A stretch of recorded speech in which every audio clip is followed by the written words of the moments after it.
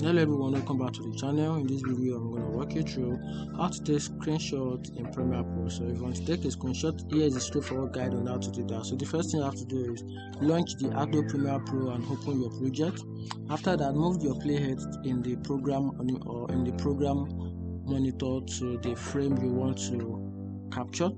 After that, in the tools bar, click on the camera icon or press on your keyboard the export frame dialog box. After that, choose the name for your screenshot, select the format, probably you want it to be in PNG or JPEG. Choose the save location for the capture for the screenshot. After that, if you want to use the screenshot in your project, check the import box before saving it, and that is how you can take a screenshot, or probably you can take a capture still frame in Premiere Pro. If you find this video helpful, turn on the notification button and follow for more.